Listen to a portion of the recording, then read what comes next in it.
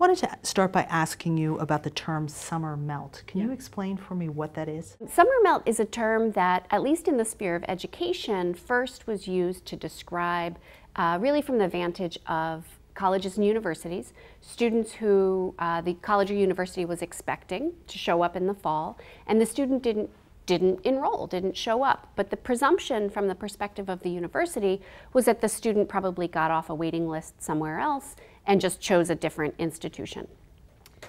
In our work, when we use the term summer melt, we're thinking of it more from the perspective of the secondary school environment. We think about students who are walking across the stage at high school graduation. They have college plans well in place. And if we follow those students into the fall, we find that they don't follow through on those plans, and in fact, they're not enrolling anywhere. So we're really looking at students who are college intending at the time of high school graduation, but they're not successfully making that transition to post-secondary education. What percentage of students have you found are not making that transition? My colleague, Ben Castleman, who's now at the University of Virginia, and I have done a lot of work on summer melt.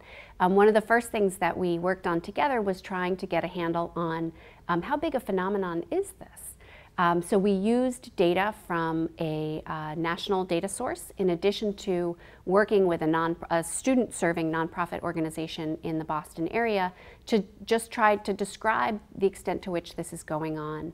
And we find that nationally, we would estimate that it's about 10 to 20% of students who are planning to go to college in the fall aren't making that transition. And then we find that these rates are higher for students from low-income backgrounds and students who would be the first in their family to go. What is that percentage for the students from the low incomes and first to go? Yeah, so we've looked at that. We and other colleagues of ours have looked at that in urban areas across the country. I don't want to give the impression that this is nationally representative necessarily, but in the Boston area, we found rates on the order of 1 in 4 students, in Philadelphia 1 in 3 students, colleagues of ours who did work in the Dallas-Fort Worth area found rates as high as 40%. What's the holdup? When we think about college going for students, we often think once a student has applied and gotten accepted, they've said yes, they've picked their school, that everything is all set. But when we think about the college transition process, there's really a lot that students and their families need to be navigating in those summer months. It's not exclusively, but a big issue that students and their families face during this time of transition relates to college financing. Everything boils down to the dollars, right? So in that summer of transition, students in some cases are still finishing up just applying for financial aid. So there are a lot of hoops that students need to jump through even after they submit that dreaded FAFSA. Students may receive their financial aid package and first struggle to understand what their package is made up of, and second realize that they may have unmet financial need, that they and the student and their family need to come up with additional funds in order to cover the cost of college. So I think that there are a lot of challenges that students and their families face when it comes to sort of the rubber meeting the road with paying that tuition bill that's coming later in the summer. There are also other logistical things that students and their families need to be navigating. There's a lot of paperwork that, especially if students are moving away to college, there's paperwork that students need to submit for things like housing, for things like meal plans. Oftentimes they have to pay deposits for all of those different things. And if the family does not have a lot of resources, even paying those small deposits can get in the way. I think, as my colleague and I worked on a book on summer melt, and we had the opportunity to talk with students, talk with their counselors about this summer of transition. And we heard from counselors and advisors who worked with students where even arranging the travel plans, how the student was going to physically get to campus, became a real hardship for the family. What are some tips for parents and students? One of the biggest tips that I would offer is to apply for financial aid as soon as possible. And the federal government has, this is really in the weeds, but I have to go there. The federal government has changed rules around when students and families can apply for financial aid. So it used to be that if you had a student going to school in the fall, a family would basically wait to file their taxes in that year and then complete the FAFSA after that.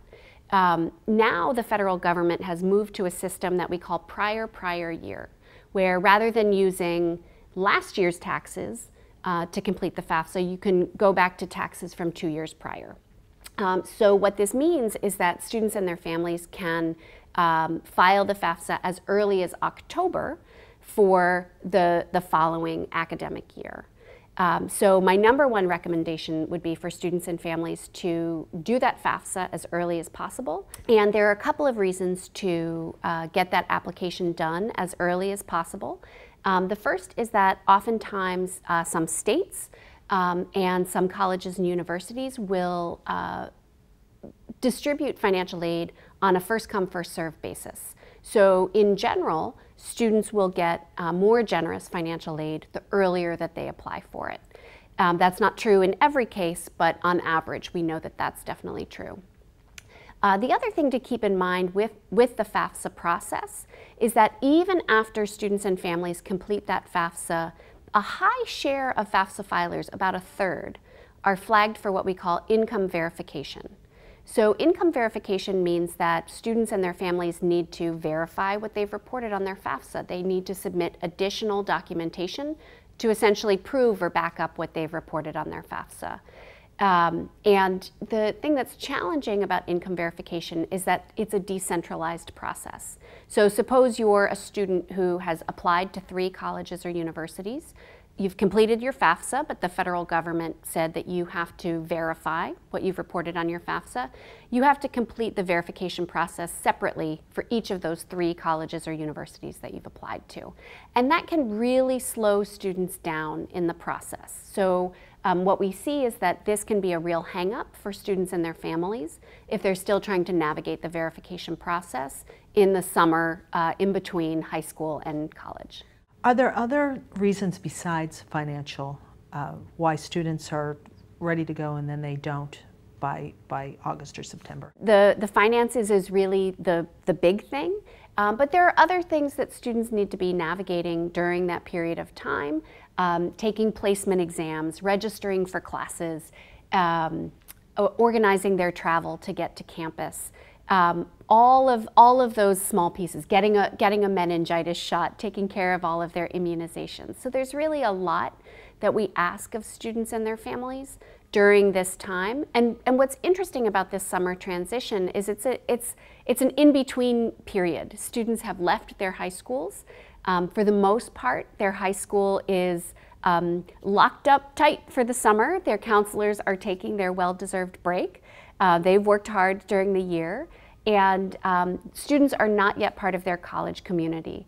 And so they may be apprehensive about just, searching online to find the right office to call to ask a question. So it's a period where students and families really have a lot going on, and it's not obvious if a question arose where they would go to get an appropriate answer to the questions that come up. Are there ways to kind of ease this transition? Colleagues and I have worked on a number of different studies, not just to document that summer melt happens, but also to investigate hopefully pretty low-cost strategies to support students with this transition process.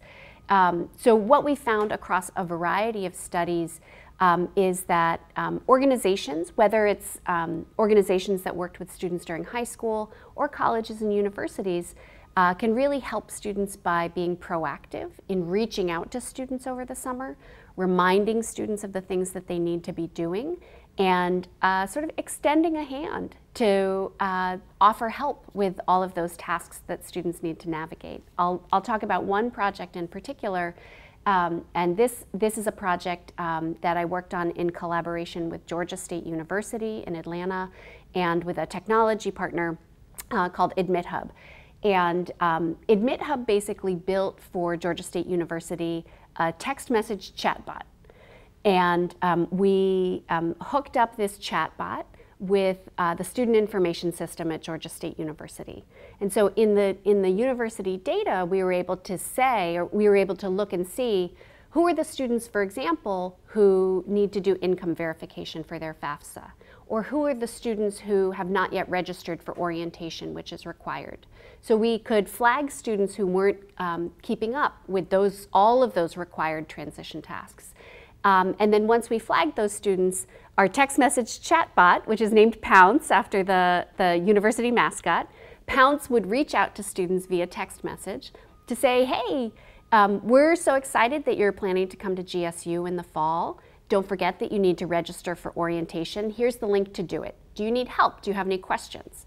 And when students texted back with any questions or signaling that they needed help, because this was an artificially intelligent system, the system by itself could answer the vast majority of students' questions. So we weren't drawing a lot on university staff time. You know, everybody is working on shoestring budgets. But instead, the system could really handle the vast majority of student questions on its own. Have you studied to see whether that's made a difference? We ran basically an experiment, a randomized trial, or a sort of a lottery where we identified all of the students in an incoming cohort for whom we had a cell phone number, for whom we had permission to reach out to them by text message. And then we flipped a coin and said, okay, half of the students are going to get this outreach and half of the students are not going to get the outreach. Because we wanted to understand whether this kind of tool was a worthwhile investment for the university. And then we followed students through the summer and into the fall. And indeed, what we found was that this kind of outreach helped students to be significantly more successful with all of those transition tasks, and it led to a significant improvement in timely enrollment at Georgia State. What's the bottom line, Lindsay? What do you want to make sure that people, parents and students especially, but also, you know, policymakers walk away from after hearing this? The bottom line for me is that students do need help during this time of transition. And for organizations that are prepared to provide that help, either the high school, if they're going to continue to work through the summer, or the universities, if they're going to make sure that students know where to come and get help, is that students stand to gain a lot by proactive outreach over the summer. They benefit from reminders that there are things that they need to be doing and sort of a welcoming hand extended to them to give them help and support. It's a challenging time, particularly financially, and so making sure that students and families don't feel as though they need to take those financial steps and make really big financial decisions all on their own is going to be beneficial for everyone. What's your area of expertise? I work in a variety of different areas, but the vast majority of my work really focuses on college access and success, more specifically for students who might be first in their family to go to college and students from low-income backgrounds. Can you tell me where you got your undergraduate degree, master's, and advanced degrees? I did my undergraduate work at Dartmouth College. And after that, it was really during my time at Dartmouth that I became very interested in education. So I taught for a couple of years and then eventually decided to go back to grad school. I did master's degrees in education policy and in statistics, as well as a doctoral degree in education, all at Harvard University.